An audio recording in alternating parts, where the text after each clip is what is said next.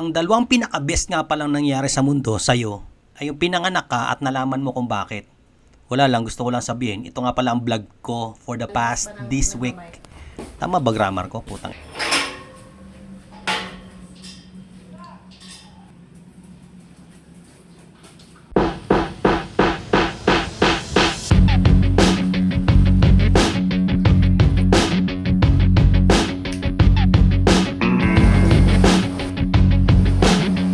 Later, in the void. Tita, libre lang BP, pero sa liig.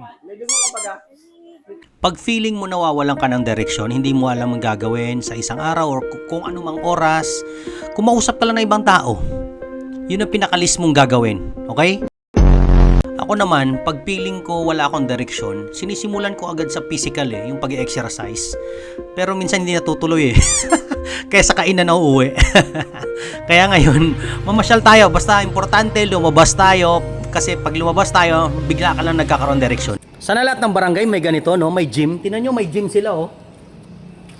Galing, di ba? Libre ata to, oh. Sana all! Tingnan nyo, lumabas ako.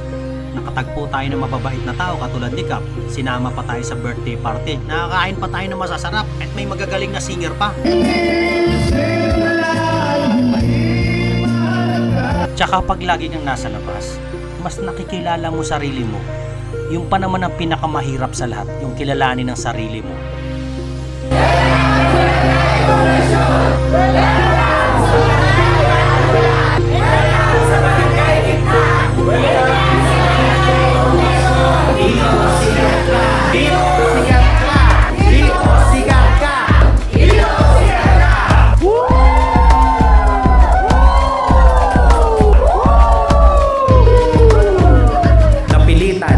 Shoutout nga pala sa mga bagong follower ko. Nga pala. Oo, di ba? Ang ina. Mabait, no?